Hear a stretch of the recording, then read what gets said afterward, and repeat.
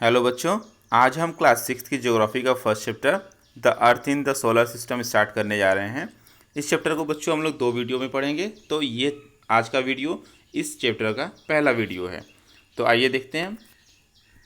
बच्चों, आप अक्सर रात में आसमान की ओर जब आप देखते होंगे तो आपको बहुत सारे ऑब्जेक्ट आसमान में दिखाई देते होंगे। बहुत सारे तारे, मून भी आपको दिखाई देता होगा।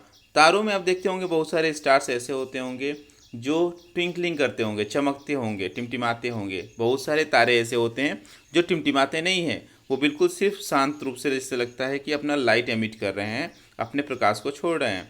लेकिन साथ ही साथ एक और ऑब्जेक्ट जो आप आसमान में देख पाते हैं अक्सर, वो होता है मून, यानी कि चंद्रमा।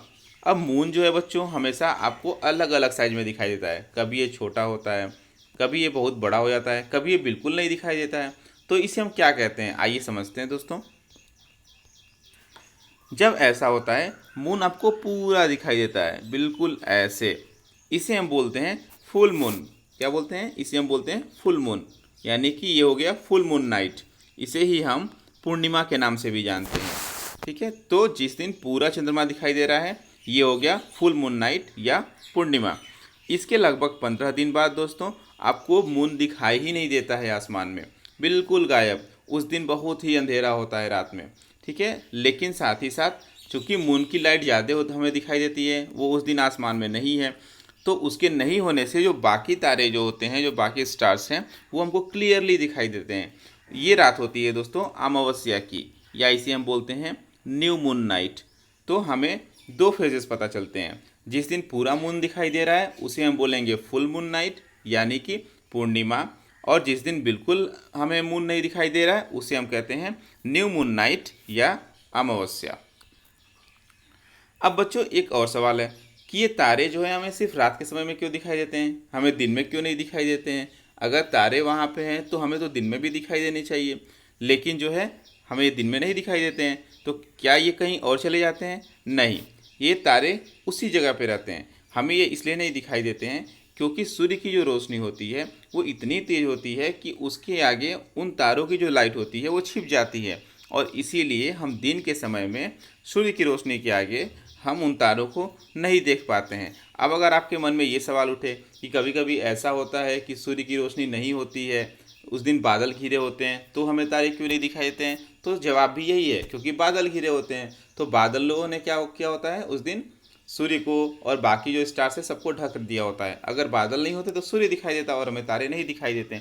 और जब शाम के बाद जो है, जब धीरे धीरे रात होने लगती है, तो हमें तारे दिखाई देने शुरू हो जाते हैं, क्योंकि उस समय सूर्य की लाइट नहीं आती है। तो ये कारण है दोस्तों कि हमको दिन के समय में कोई भी स्टार्स नहीं दिखाई देते हैं, इंक्लूडिंग मून। अब जानते हैं कि सेलेस्टियल बॉडीज़ क्या होते हैं। तो दोस्तों आसमान में आपको जितनी भी चीज़ें दिखाई दे रही हैं, जितनी भी चीज़ें, चाहे वो सूर्य हो, चंद्रमा हो, या छोटे छोटे जो स्टार्स आप देख पा रहे हैं, जो भी चीज़ें हैं वो सभी की सभी कहलाती हैं सेलेस्टियल बॉडीज़। अब इन्हीं सेलेस्टियल बॉडीज़ में दोस्तों एक होता है स्टार। अब सवाल है स्टार क्या होता है? तो some celestial bodies are very big and hot.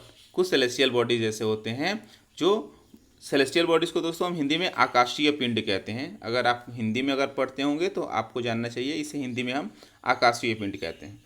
तो कुछ सेलेस्टियल बॉडी या कुछ आकाशीय पिंड इतने बहुत बड़े होते हैं और उनके अंदर बहुत ही ऊष्मा होती है, बहुत ज़्यादा हॉटनेस होता है। ठीक है, और ये गैसेस से मिलकर के बने होते हैं। किससे बने होते हैं? गैसेस से। और इनके अंदर सबसे इम्पॉर्टेंट चीज़ है कि इनके अंदर अपना हीट होता है और अपना लाइट होता है, अपनी ऊष्मा होती है और अपना प्रकाश होता है। और ये हमेशा जो है बहुत ही लार्ज अमाउंट में हीट और लाइट एमिट करते रहते हैं। तो इन सेलेस्टियल बॉडीज़ को हम कहते हैं स्टार्स। एग्जाम्पल के लिए दोस्तों सन। सन बहुत बड़ा है, बहुत हॉट है, वो गैसेस से बना हुआ है। सन के अंदर अपनी हीट है, अपना लाइट है। ठीक है, तो सन क्या है? सन एक स्टार है। लेकिन ऐसा नहीं है कि सन ही सिर्फ स्टार है। आपको आसमान में बहुत सारे स्टार्स दिखाई देते हैं, काउंटलेस स्टार्स जिनको आप गिन नहीं सकते, अनगिनत तारे आपको दिखाई देते हैं। लेकिन हमको उनकी हीट, उनका लाइट हमको फील नहीं होता है। जैसे सन है, सन भी स्टार है, तो सन का तो लाइट हमें फील होता है, सन की हीट हमें फील होती है, सन की वजह से हमें गर्मी महसूस होती है। लेकिन जो इतने सारे तारे हमको दिखाई देते हैं, ठीक है। अगर सूर्य भी स्टार है, अगर ये भी स्टार है, तो हमको इनका हीट और लाइट क्यों नहीं फील होता है? ऐसा इसलिए होता है दोस्तों, क्योंकि ये हमसे बहुत बहुत बहुत दूर हैं। अगर ये भी सूर्य इतना पास होते हैं जितना सन हमारे पास है, अगर ये सभी तारे उतना पास होते हैं, तो हमें इसकी भी बहुत ज़्यादा गर्मी और उष्मा महसूस होती। लेकिन चूंकि ये बहुत ज़्यादा दूर हैं, तो इसलिए हमें इनकी लाइट और हीट फील नहीं होता है। अब अगला ऑब्जेक्ट है दोस्तों प्लेनेट। मैंने आपको बताया जिस तरीके से कि स्टार्स जो होते हैं उनकी अपनी लाइट होती है, अपनी हीट होती है, उसी के जस्ट अपोजिट होते हैं प्लेनेट। प्लेनेट्स की अपनी हीट नहीं होती है, अपनी लाइट नहीं होती है, ये दूसरों की, दो दूसरे स्टार्स हैं, उन स्टार्स की लाइट से ये चमकते हैं। ठीक है, इनको हम बोलते हैं प्लेनेट। प्लेनेट वर्ड बना हुआ है ग्रीक वर्ड प्लेनेटाई से, जिसका मतलब होता है वंडरर्स, यानी हमेशा घूमते रहने वाले। क्योंकि माना जाता है, या ऐसा है भी, कि जो भी प्लैनेट्स हैं वो किसी एक ऑब्जेक्ट के अराउंड हमेशा रिवॉल्व करते रहते हैं। एग्जाम्पल के लिए हमारा अर्थ एक प्लैनेट है, इसके पास ना अपना हीट है ना अपना लाइट है। तो हमारे पास लाइट कैसे पहुंचता है? हमारे पास लाइट पहुंचता है दूसरे स्टार से। सबसे ज़्यादा हमें लाइट मिलता है सन से। कैसे? क्योंकि सन जो है सबसे नज़दीक का स्टार है हमारे लिए। तो हमें जो लाइट मिलता है, हमें जो हीट मिलता है, वो सन से मिलता है। और हमारे पास, यानी कि अर्थ के पास अपनी हीट अपनी लाइट नहीं है, इसीलिए हम इसे कहते हैं प्लेनेट। अगर इसके पास अपनी हीट होती, अपनी लाइट होती, तो इसे हम क्या कहते हैं? इसे हम कहते हैं स्टार। ठीक है, तो ये बेसिक डिफरेंस है बच्चों स्टार और प्लेनेट में। क्या कि स्टार के पास अपनी हीट और लाइट है और प्लेनेट के पास अपनी हीट और लाइट नहीं है। प्लेनेट वर्ड किससे बना हुआ है? ग्रीक वर्ड, ग्रीक एक लैंग्वेज का नाम है, ग्रीक वर्ड प्लेनेटाई से, जिसका मतलब होता है वंडरर्स, यानी हमेशा घूमते रहने वाले। तो एग्जाम्पल के लिए क्या हो गया प्लेनेट? अर्थ। ऐसे लाइट, बहुत सारे ऑब्जेक्ट्स ऐसे होते हैं जो सन, अब जो किसी एक प्लेनेट के अराउंड रिवॉल्व करते रहते हैं। एग्जाम्पल के लिए जैसे हमारा अर्थ एक प्लेनेट है, तो हमारे प्लेनेट के अराउंड एक ऑब्जेक्ट है जो रिवॉल्व करता रहता है, उसके चारों ओर घूमता रहता है। वो क्या है? वो है मून। जैसे अर्थ जो है वो सन के अराउंड रिवॉल्व करता है, सन के अराउंड घूमता रहता है, बिल्कुल वैसे ही मून जो है वो अर्थ के चारों तरफ घूमता है। और इसीलिए हम कहते हैं कि अर्थ इज़ आवर सैटेलाइट। तो अर्थ जो है हमारा सैटेलाइट है। ठीक है, तो ये एक तरीके से हमारा कंपेनियन है जो हमारे साथ हमेशा घूमता रहता है। ऐसे ही दोस्तों ये तो नेचुरल सैटेलाइट है। ऐसे ही हम लोग भी कई सारे सैटेलाइट बनाते हैं जो हम अपने इस आकाश में जो है उसे भेजते हैं। तो वो सैटेलाइट जो हमारे द्वारा बनाया जाता है वो भी बिल्कुल जैसे मून घूम रहा है, बिल्कुल वैसे भी वो भी अर्थ के अराउंड घूमता रहता है। अगला है दोस्तों कॉन्स्टलेशन। जब आप आसमान में देखते होंगे, स्काई में देखते होंगे, तो आपको कई बार ऐसे बैठे बैठे समझ में आता होगा कि ये अगर इस स्टार को 5, 6, 10 स्टार हैं, उनको मिलाने से कोई पैटर्न बन रहा है, किसी जानवर की शक्ल जैसी बन रही है, कुछ और कोई पैटर्न बन रहा है। तो दोस्तों जो ये बहुत सारे जो स्टार्स होते हैं ना, जो मिल करके कोई पैटर्न फॉर्म करते हैं, ठीक है, तो इसे हम बोलते हैं कॉन्स्टिलेशन। क्या बोलते हैं? इसे हम बोलते हैं कॉन्स्टिलेशन। ठीक है, एग्जाम्पल के लिए कुछ कॉन्स्टलेशन के नाम हैं, जैसे कि अर्सा मेजर, या इसे हम बिग बियर भी बोलते हैं। ठीक है, देखिए यहाँ पे आपको अभी जो स्क्रीन पे देख रहे हैं ना, यहाँ पे आपको एक बियर दिखाई दे रहा होगा, ये बिग बियर है ये। ठीक है, तो कुछ कॉन्स्टलेशन ऐसे हैं जिसे हम बहुत ईजिली आइडेंटिफाई कर सकते हैं। उसी में से एक कॉन्स्टलेशन है स्मॉल बियर, या इसे हम बोलते हैं सप्तऋषि। सप्त यानी कि 7, यानी कि 7, और ऋषि मतलब सेजेस। तो सप्तऋषि यानी कि 7। ठीक है, ये 7 स्टार्स से मिलकर के बनता है। कितने स्टार से? सप्तऋषि ये मिलके बनता है 7 स्टार्स से। ठीक है, और यह जो बिग बियर है, यानी जो अर्सा मेजर है, उसी का ये पार्ट है, इसको हम बोलते हैं स्मॉल बियर। ठीक है, यहाँ पे देखिए ये है, यहाँ पे ये है सप्तऋषि। इसमें कितने स्टार होंगे? 7, 1, 2, 3, 4, 5, 6, 7। तो ये 7 स्टार से मिलकर के क्या बन रहा है? सप्तऋषि कॉन्स्टलेशन बनता है। अगला दोस्तों है पोल स्टार।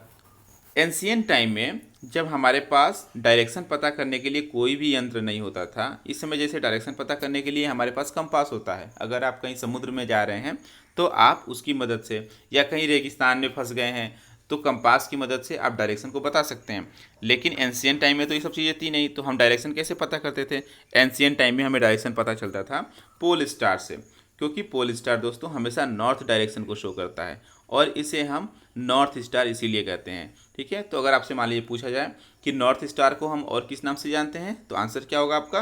पोल स्टार। ठीक है, तो आपसे नॉर्थ स्टार कहा जाए या पोल स्टार कहा जाए, दोनों सेम चीज़ हैं। दोनों किस डायरेक्शन को शो करते हैं? नॉर्थ डायरेक्शन को। ये हमेशा जो है सेम पोजीशन पे रहते हैं, हमेशा जो है आसमान में एक ही जगह आपको दिखाई देंगे, नॉर्थ डायरेक्शन में। तो ये हो गया दोस्तों पोल स्टार। अब आपको जितना मैंने बताया उम्मीद है कि सब समझ में आ गया होगा। आइए अब कुछ क्वेश्चंस देख लेते हैं। अगर आपको ये क्वेश्चंस के आंसर पता होंगे, यानी कि आपको जितना बताया गया है वो आपको समझ में आ गया है। तो पहला क्वेश्चन है, how does a planet differ from star? एक प्लेनेट एक स्टार से कैसे अलग होता है? तो मैंने बताया आपको, प्लेनेट के पास अपनी लाइट और हीट नहीं होती है, स्टार के पास अपनी लाइट और हीट होती है। अगला है, व्हाट इज कॉन्स्टलेशन? कॉन्स्टलेशन क्या होता है? बहुत सारे स्टार्स मिलकर के एक पैटर्न फॉर्म करते हैं, उसे हम क्या कहते हैं? कॉन्स्टलेशन। अगला है, why can't we see the stars in the day time? हम दिन के समय में स्टार्स को क्यों नहीं देख पाते हैं? ऐसा इसलिए होता है क्योंकि दिन के समय में सनलाइट की वजह से हम स्टार्स को नहीं देख पाते हैं, क्योंकि सनलाइट बहुत ज़्यादा ब्राइट होता है। ठीक है, अगला है, विच स्टार डिनोट्स नॉर्थ डायरेक्शन? तो नॉर्थ डायरेक्शन को कौन सा स्टार डिनोट करता है? वो होता है नॉर्थ स्टार, यानी कि पोल स्टार। अगला है, why some stars look so small? कुछ स्टार्स इतने छोटे क्यों दिखाई देते हैं? तो आसान है, क्योंकि वो हमसे बहुत दूर हैं। जैसे कोई भी ऑब्जेक्ट हमसे जब बहुत दूर होता है तो हमें छोटा दिखाई देने लगता है, वैसे स्टार्स भी जो है जो हमसे बहुत ज़्यादा दूर हैं वो हमें बिल्कुल छोटे दिखाई देते हैं। अगर वो पास होते हैं तो हमें बड़े दिखाई देते हैं। ठीक है, उसमें बहुत सारे स्टार्स बच्चों ऐसे होते हैं जो सन से भी ज़्यादा बड़े होते हैं, लेकिन हमें छोटे दिखाई देते हैं क्योंकि उनकी दूरी पहुँच जाते हैं, ऐसा इसलिए होता है। तो उम्मीद है सब समझ में आ गया होगा आपको। कोई भी डाउट होगा तो मुझे ज़रूर पूछिएगा, कमेंट में आप अपना क्वेश्चन डाल दीजिएगा। Thank you.